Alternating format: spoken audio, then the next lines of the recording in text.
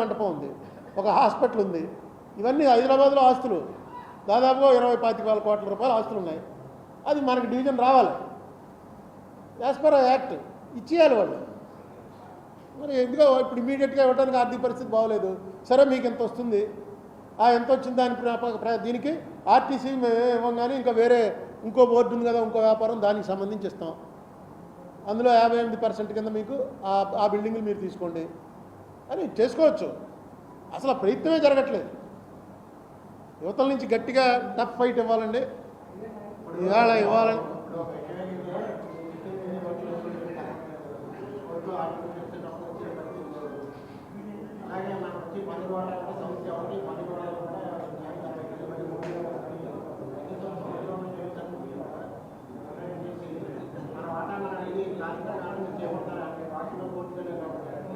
ఇప్పుడు ఇందులో ఎలా ఉంటుందంటే నేను చేపట్టడానికి కావాల్సిన స్టేచర్ నా దగ్గర లేదు. దానికి ఒక స్టేచర్ ఉండాలి. నా స్టేచర్ ఎంతవరకు మీరందరూ చూపిస్తున్నారు కాబట్టి ప్రెస్ మీట్ పెట్టడం వరకు. కోర్టు సరే నేనే వెళ్ళి ఆర్గ్యూ చేసుకోండి, ఇంకా కొంచెం వెళ్ళగలుగుతున్నాను, తిరగలుగుతున్నాను కాబట్టి నాకు కూడా 70 వచ్చేస్తున్నాయి. తిరగలుగుతున్నాను కాబట్టి నేనే ప్లేడర్కి డబ్బులు ఇచ్చుకోకలేదు, నేనే ప్లేడర్ని కాబట్టి వెళ్తున్నాం, కోర్టులో వేస్తున్నాం. కానీ అసలు ముందు చేసేవాడికి వీళ్ళు ఉండాలండి. ఇప్పుడు నీ ఇల్లు నా ఇంట్లో అద్దుకుంటున్నావు, ఖాళీ చేయమని చెప్పేసి వచ్చి అడిగాను, నువ్వు చేయనన్నావు. కోర్టుకి వెళ్ళాను, కోర్టు ఆర్డర్ ఇచ్చింది, వచ్చాను నీ దగ్గరికి, నేను కోర్టు ఆర్డర్ లెక్క చేయనన్నావు.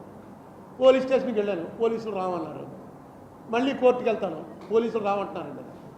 పోలీసులు టైం ఉన్నప్పుడు వెళ్ళండి అని కోర్టు వారు ఆర్డర్ ఇస్తారు. పోలీసులు టైం లేకుండా నువ్వు చేస్తావు, రాకుండా చేస్తావు, నీకు ఇన్ఫ్లుయెన్స్ ఉంది. ఏం చేయాలి అప్పుడు? నేను ఎతికి పట్టుకుని కృష్ణకుమార్కిను అగో రాఘవరావుకి పడదండి, రాఘవరావు కూడా మంచి పలుకుబడి ఉన్నాడని రాఘవరావు దగ్గరికి వెళ్ళాలి.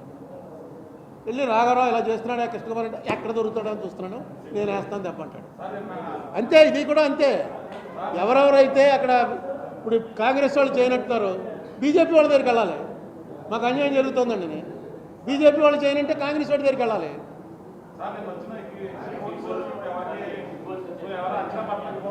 ఏమండి మీ అందరికీ, ఎందుకంటే మీరందరూ ఇందులో నిష్ణాతులు కాబట్టి మీకు ఎందుకు టెన్షన్, నాకెందుకు టెన్షన్. 2 రోజులు అయితే అయిపోయింది. ఏమో నాకు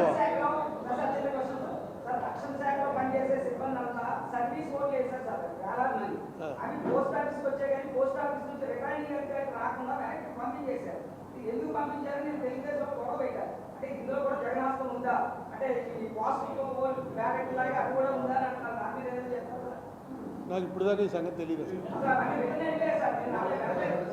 ఏమో నేను పేపర్లో చదివింది అయితే చంద్రబాబు నాయుడు గారికి అనుకూలంగానే వచ్చింది హైకోర్టు తీర్పు అని చదివాను. వీటిలో ఏవో పోస్టల్ బ్యాలెట్లో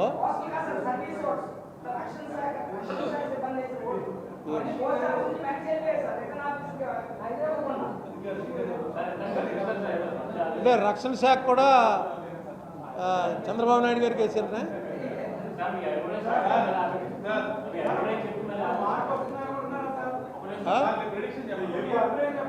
అలానే ఇప్పుడు నేను 10 ఏళ్ళలో 2 గవర్నమెంట్లు చూసాం. ఏ గవర్నమెంట్ వచ్చినా ఇలాగే ఉంటుంది. కొంచెం బెటర్గా అయితే మంచిదని ఒక ప్రెస్ మీట్ పెట్టాం గవర్నమెంట్ రాకుండానే. మనకు రావాల్సిన డబ్బులు తెచ్చుకోలేని గవర్నమెంట్లు ఇంకెందుకండి? ఏదో ఇది చేస్తాను, అది చేస్తాను, ఇంత పెంచుతాను, అంత పెంచుతానంటూ రావాల్సిన డబ్బులు తెచ్చుకోవాలి కదా. పోయినా రావాల్సిన డబ్బులు ఏమన్నా వెళ్ళి అక్కడ బజార్ వడ్డీకి 10 రూపాయల వడ్డీకి ఇచ్చి అన్ని కొట్టి తెచ్చుకోవాల్సినవి అంటే క్లియర్గా నేషనల్ యాక్ట్ గవర్నమెంట్ చేసినటువంటి సెంట్రల్ యాక్ట్ ప్రకారం రావాల్సిన డబ్బులు. ప్రొసీజరే ఫాలో అవ్వట్లేదు, వాళ్ళు పట్టించుకోవట్లేదు. ఏం చేశారు? ఇప్పుడు నేను చెప్పిన వాటి మీద చెప్పమనండి, ఏం చేశారు? అసలు ఏం లేదు, అంతే. అవునండి, ధర్మ పోరాటం ఏది తర్వాత అంటుకోవాలి కదా. పవర్లో ఒకటే చెప్తున్నాను నేను, డెమోక్రసీ అంటే ruling party plus opposition. Opposition లేకపోతే డెమోక్రసీ లేదు. అసలు మన దగ్గర ఎప్పుడు చర్చ అయిందో చెప్పండి. వీళ్ళుంటే వాళ్ళు ఉండరు, వాళ్ళు ఉంటే వీళ్ళు ఉండరు. మీకు అదే తెలంగాణ అయింది 2వ సెషన్లో 3 బ్రహ్మాండంగా రేవంత్ రెడ్డి కేటీఆర్ దెబ్బలాడుకుంటున్నారు, మాట్లాడుకుంటున్నారు. హరీష్ రావు మాట్లాడతాడు, బట్టి విక్రమార్క మాట్లాడతాడు. ఇక్కడ కూడా అలా మాట్లాడుకునే పరిస్థితి ఎప్పుడు వస్తుందని చూస్తున్నాను.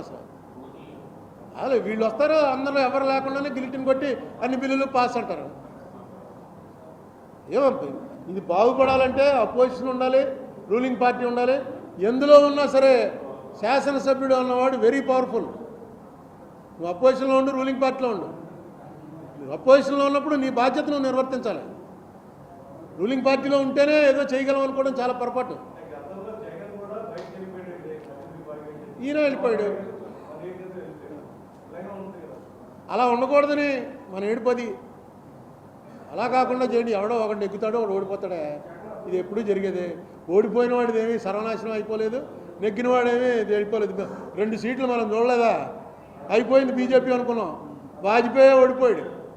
2 సీట్లో 1 సీట్ ఇక్కడ తెలుగుదేశం ఎన్టీ రామారావు వాళ్ళు వచ్చింది, హనుమకొండ జంగారెడ్డి. 1 సీట్ అనమాట వాళ్ళకి, బీజేపీ వాళ్ళకి వచ్చింది. అయిపోయిందిలో ఇంకేంటని దుకాణం కట్టేలే.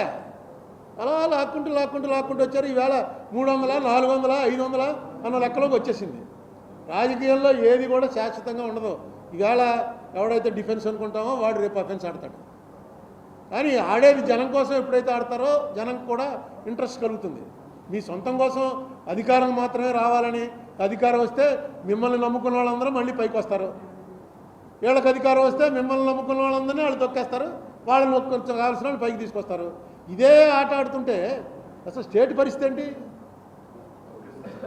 ఈ తొక్కిసలాట్లో స్టేట్ తొక్కిసలా అయిపోతుంది. ఏమండి, జనం ఎవరికి నొక్కితే వాళ్ళకు